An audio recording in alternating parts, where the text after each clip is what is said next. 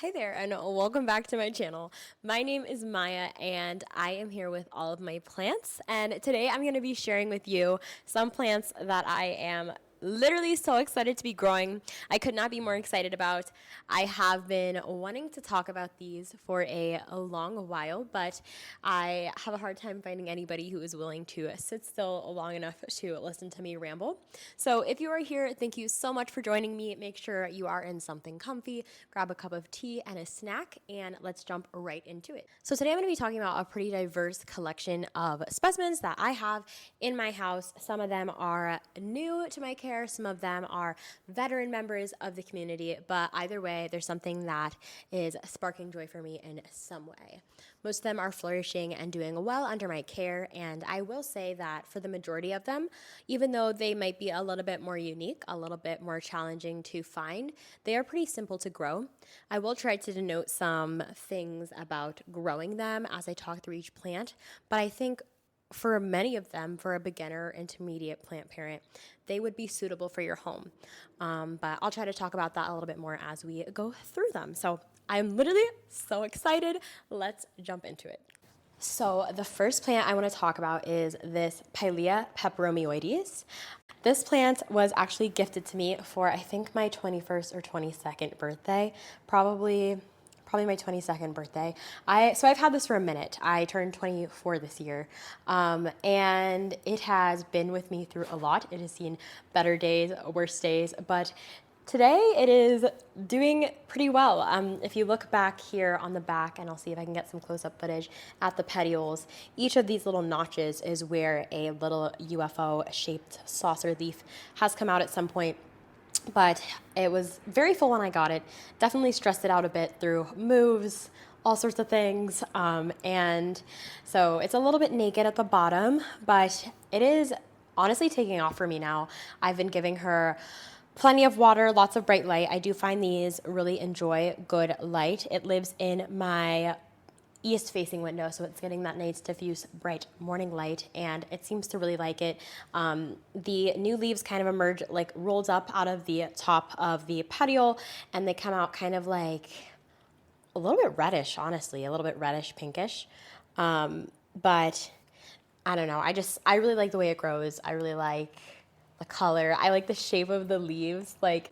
Okay, I'm sneaking this one in here early because it's kind of a cheat, to be honest. But I'm so excited about it, so I really want to talk about it. This is new to my care. It is a Phylodendron Majestic. It's a cross between something. I will find out what and put it on the screen. I believe it's a cross, but it's one of those really cool climbing, crawling phylodendrons that end up getting like nice, really big leaves. But yeah, so I got this Majestic yesterday. I will put the seller on the screen. Like, she was so sweet, so nice. She's actually local to Atlanta, and she was just really nice, and I was so overly excited.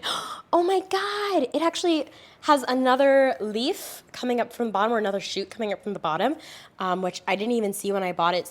But the reason I bought this plant was because I was watching a YouTube video by Fern. She's another YouTube plant mom that I really, really like. And she showed her Majestic, and it blew my mind. Like, she showed how beautiful it is under like bright direct sunlight or flashlight light. And it like flashes back with this bright, radiant like shimmer and shine. And I'll put in footage of her plant because her specimen is crazy. She grows it in front of a grow light, which I'm thinking I'm probably gonna either in this space, or I'm actually planning on moving soon, but I'm gonna set up a wall with some of my favorite plants and some grow lights and just really let them go ham, like a nice humidifier, some nice bright like Soltech grow lights or something like that, and just put all my climbing phylodendron there and just let them go crazy. I just want a really lush, beautiful plant wall. But a girl can dream. For now, she is in this pot, and I will be treating her because she is new to my collection. I'm really excited about this plant, obviously. My next plant is another little guy, but this one will stay little, whereas the Majestic will get quite a bit bigger as it matures. This is a Peperomia Hope. So this plant is quite succulent. It has really thick, juicy leaves, and I'm in love with it. It's in this little garlic container that I thrifted at an Orlando Goodwill years and years ago when I first moved to college. But I love it. I don't know if part of it is because I just think the little pot it's in is like so cute, but it like tickles something in my brain every time I look at it. I do actually really like about this pot, one, it's terracotta, which apparently these come in terracotta a lot, but two, it has these drainage holes, and it allows this to like kind of dry out. I've noticed it does kind of like to dry out a little bit because it is succulent. It does have this like one strand of leaves that just, no matter what I've done over the years, it has never gotten happy. Like it's always been like wrinkly. So like I kind of just want to take these off at some point, which I might do today. But aside from that, it's like super healthy. As you can see, it like has a little antenna coming out the top. It has new growth coming out the side. Especially since I've moved here, it's just been like really happy. So I am like so pleased to have this in my collection. It's something I always look at. I'm always happy with. It's never freaking struggling or causing an annoyance or being a pain in the ass. Like it's just a fucking cool plant. It looks good. It grows easy. If you can get your hands on one, highly recommend it. They're not that hard to find. There was like a minute ago, like I think a minute, probably like 3 years ago, where I like they were everywhere. And maybe they still are. I'm just not looking for it because I'm so happy with this one. But if you can get one, get one. You can probably get one off like Steve's Leaves or something. But I love Peperomia caparata, like the ripple peperomias, but I can't fucking keep them alive, so I settle for this little guy. But yeah, highly recommend. It's a fun grower. And I don't think I said about that last one, the Peperomia Hope, but it's also in my east-facing window. Okay, so on to the next one. This is my string of hearts. I'll put the actual name on the screen, but it's called a Arpeggio woodii. I love this plant. So this is another one that's like been through a lot with me. As you can see, it does have some dead foliage. I probably should have pruned these a little bit before the video, but I mean, I'm just being real. Like, plants don't look like Instagram all the time. But yeah, it's so long now. It is like rooted by like only like 2 strands like in the actual soil. So I don't want to like take it all down. Also, I don't feel like friggin' untangling the whole dang thing, but I love this plant. I've always loved my string of hearts. I remember when I bought this. I remember where I bought this. I remember the employee I brought it from. I remember begging her, like, please, like, assure me that I'm not going to kill it. And she was like, I don't, like, you can't assure someone's not going to kill something. But I'm so glad I bought it. And also, the other thing I was going to share with you is it is in bloom. The flowers kind of look like little wieners, which I, like, think is so funny. I'll take a picture so you can like actually see it, but they're like tiny and they're so cute. And these actually grow with bulbs. I don't know if bulbs is the right thing. Rhizomes, I think they call them. And they're like very much weird looking, but they're cool because once it gets one, you can kind of like put it back into the soil and it'll like root up there. They're not super hard plants. They're easy to propagate. They just want light. They want good, bright light. Like if this has good, bright light, and I would say rinse it through like in the sink once a week, which this one is pretty heavy because it's wet right now, it'll be happy for you. As long as it has that nice bright light. Don't put it on a bookshelf or it's not gonna get light because it's not gonna be happy. This is also in an east-facing window, but it's lived in south windows probably with me. It's lived in north-facing windows. Like this girl has just, she's gone through so much with me, honestly. Like you can literally see, this is like a whole completely dead strand. And like, maybe this is making it look really bad, but that's not a reflection on her. It honestly is a reflection on me and the fact that it needs to be pruned, but I'm just obsessed with it. I'll do a close-up of the leaves and maybe a picture of somebody's that's a little bit happier all around than mine, but I love this girl. She's one of my favorite plants. I would love again to splurge and buy a really big established one of these and keep it on a nice veranda when I have one day, but I think it'll be a lot more sentimental if I put some loving into her and let her get nice and big, because we've been through a lot together. Okay, so I have a couple of big boys to share with you. This is a Phylodendron Florida Ghost. So back when I worked in a plant shop in college, I worked for a company called Bros with Hose. I loved working in a plant store, so I have very fond memories there. I worked in their first brick and mortar location, and now they have their own place, and they do workshops. They're super cool, and I'll show like a bit of their website here, but they grow all their plants in a greenhouse in Orlando. They're family owned by 2 wonderful families, so I really do recommend shopping from them. They have very, very healthy plants, and they're great at shipping. I mean, you can't go wrong. So if you do find a plant you like, or if you're looking for a specific rarer plant, they do drops. I think they still sell like by drops on their Instagram, but definitely go give them a follow and see what they have and see if you like anything. So this guy was gifted to me by the owners, I think for like my 21st birthday. or Christmas or something, but it was so corny. I like really wanted a Florida ghost. I was like, for some reason, wanted one so bad. I came in for my shift and there was a little 4-inch Florida ghost on the desk and I was like in tears. Like I was so happy. So this plant's like really special to me. It's like one of those with like emotional value to me. But the cool thing about Florida ghosts is that the brand new leaves, when they're getting enough light, come out bright white. And with the shape of the leaf, it kind of looks like ghosty. So they call it Florida ghost. I mean, I'm assuming that's why they call it Florida ghost. I do have a new leaf coming in. Unfortunately, I don't have a super white leaf on it now. I'll see if I have an old photo that I can share or just a photo from somebody else's so you can see what it looks like.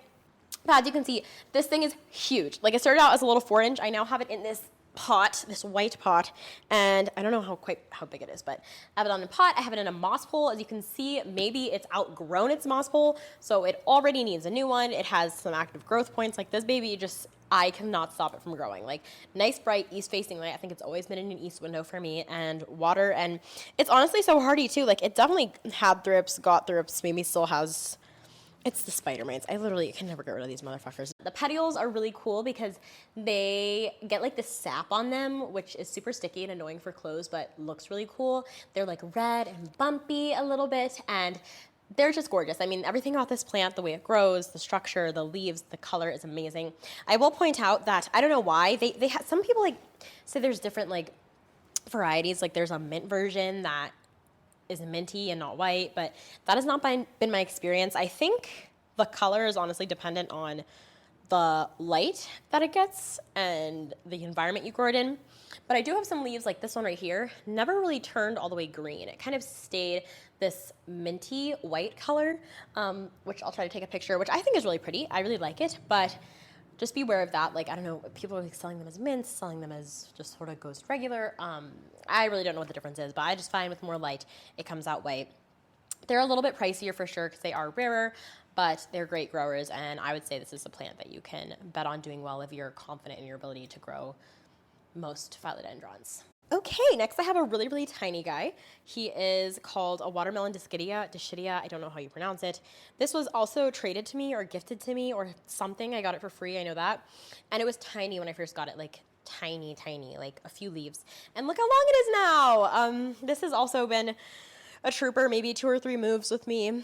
And it just grows and grows and grows. It takes all the abuse you'll give it. If you don't water it, it doesn't care. Like it just keeps trucking. And I just think it's like so cute. Like something about it is just so adorable to me. I think it scratches like the same part of my brain that Hoyas do because it's like such a waxy leaf. And then maybe it's just like, it looks edible. And when it's watered, they're like so succulent and like juicy. Like this definitely does need water right now, but even the new leaves are just so cute to me. Like something about them, like I'll try to like take a video of this one as well, but they're just adorable. Like there's nothing else I can say aside this plant. It's an easy grower. It grows like not fast, but it's steady, dependable, and it's so cute. Like, I literally just want to eat it.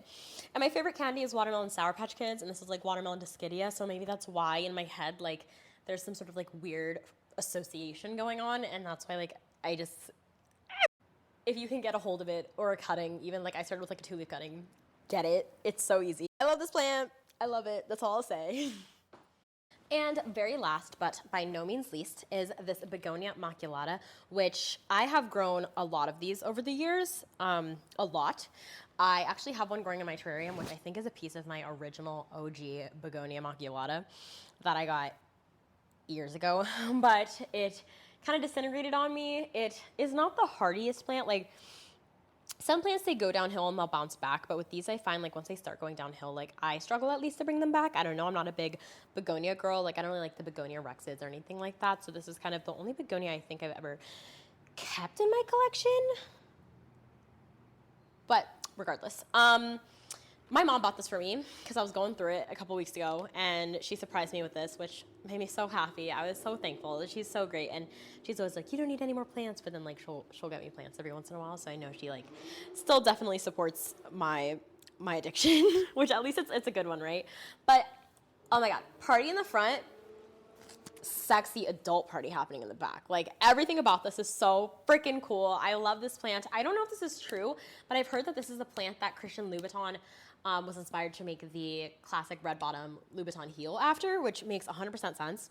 to me, because just like that's so cool. Like seeing that in nature, wanting to replicate that for yourself, like that's so cool. And the older, more mature leaves have the brighter red back. The newer leaves, I honestly don't want to break it, but they don't have that bright of the red in the back yet. But it looks like they all do get it. It doesn't need a lot of light. They're chill with low light. I have it in my kitchen, which is like pulled back a little bit from some east facing windows, so it's not getting like insane light, but it's been happy so far. It's only been maybe a month in my care, a little over a month in my care, so I do have to see if it'll be happy there long term. But it's also in cocoa coir, like the Costa Farms cocoa coir that all their plants like come in, which is not like my favorite soil. I might move it eventually, but for right now, she's happy. I'm not messing with it. It's in this white pot, which I don't hate.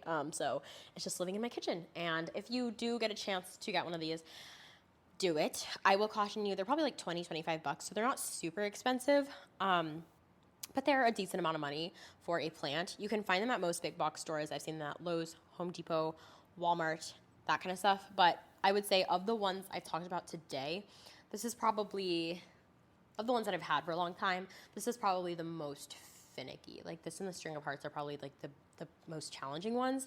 But if you're like intermediate and you feel confident or you find one for a decent price and you're willing to have a little experiment, I definitely would say like, this is such a cool plant to grow. I mean, like it's such a statement piece. Sometimes people call it the clown begonia too, because it's like red and white and they're just so pretty. And like, I almost dropped 30 bucks on like a super mature one. I didn't, because I'm trying to be responsible and I'm trying to trade for plants more than buy plants, and be really intentional with what I collect, because there's only so much room and there's only one me and hundreds of them to care for all of them.